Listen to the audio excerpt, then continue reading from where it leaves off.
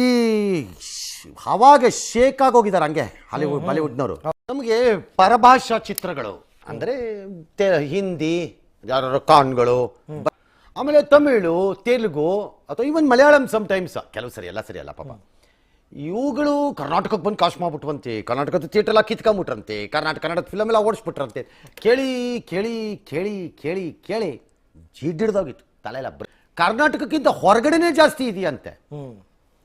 ಭಾರತೀಯ ಚಿತ್ರರಂಗದ box office completely ಎದ್ದು ಕೂತ್ಕೊಂಡು ನೋಡೋಂಗ್ ಮಾಡಿದೆ ಅದು. ಬಟ್ ಅಷ್ಟು ದೊಡ್ಡ ಸಾಧನೆ ಅಂತ ಹೇಳ್ತೀವಿ. ಕನ್ನಡದೊಂದು ಚಿತ್ರ 29 ರೆಕಾರ್ಡ್ ಈ ರೀತಿ ಬಂತಲ್ಲ, ಮಾತಾಡೋಂಗ್ ಮಾಡಿದ್ರಲ್ಲ. ಯಾಕಂದ್ರೆ ಜನರಲಿ ನಮ್ಮ ದೇಶದಲ್ಲಿ ಇದ್ದಿದ್ದು 3 ಚಿತ್ರೋದ್ಯಮ ಅನ್ಕೊಂಡಿದ್ವಿ ನಾವು.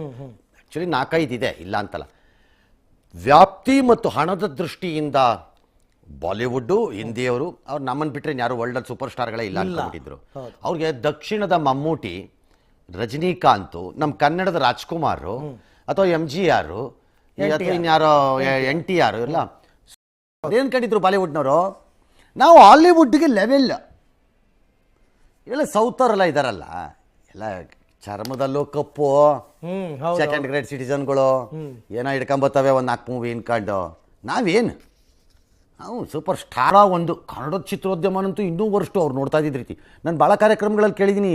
ಪರದೇಶದಲ್ಲಿ ನಡೆಯೋ ಕಾರ್ಯಕ್ರಮ, ರಾಷ್ಟ್ರ ಮಟ್ಟದಲ್ಲಿ ನಡೆಯೋ ಕಾರ್ಯಕ್ರಮದಲ್ಲಿ ಕರ್ನಾಟಕದವ್ರನ್ನ ಲಾಸ್ಟಲ್ಲಿ ಕೂರಿಸೋದು, ಲಾಸ್ಟಲ್ಲಿ ಯಾವಾಗಲೂ ಕರೆಯೋದು ವೇದಿಕೆಗೆ ಅವಾರ್ಡ್ ಕೊಡೋಕ್ಕೆ ಅಂತ, ಏನೋ ನಾಮಕಾವಸ್ಥೆ ಒಂದು ಕೊಟ್ಟು ಹೋಗೋದ ಕಡೆಗೆ ಅಂತ ಕಳಿಸೋದು. ಹಿಂಗಿತ್ತು ಕನ್ನಡ ಉದ್ಯಮ. ನಂಗೆ ಟ್ರೀಟ್ ಮಾಡ್ತಿರಲಿಲ್ಲ, ಭಾಳ ನಿಕೃಷ್ಟವಾಗಿ ನೋಡಿದ್ದಾರೆ ಇವರೆಲ್ಲ. ತೆಲುಗು ತಮಿಳು ಗೌರವ ಕೊಡ್ತಿದ್ರು ಸ್ವಲ್ಪನಾರುವೆ, ಕೊಡ್ತು ಏಟು. ಈಗ ಇದಕ್ಕೇನೆ ನಾನು ಹೇಳೋದು, ದುಡ್ಡು ಯಾರೋ ಮಾಡ್ತಾರೆ, ಯಾರೋ ತಗೋತಾರೆ, ಯಾರೋ ಬಿಸ್ನೆಸ್ ಮಾಡ್ತಾರೆ, ಯಾರೋ ದೊಡ್ಡವ್ರು ಆಗ್ತಾರೆ, ಅವೆಲ್ಲ ಓಕೆ. ಒಂದು ಭಾಷೆಯಾಗಿ, ಒಂದು ರಾಜ್ಯವಾಗಿ ಒಂದು ಫಿಲಮ್ ಕ್ಲಿಕ್ ಆದರೆ, ನಾನು ಇಂಟರ್ವ್ಯೂ ಹೇಳ್ತಿದ್ದೆ, ಬಂಗಾರದ ಮನುಷ್ಯ ಸಾಂಸ್ಕೃತಿಕವಾಗಿ ಒಂದು ಹಿಸ್ಟ್ರಿ. ಹೌದು,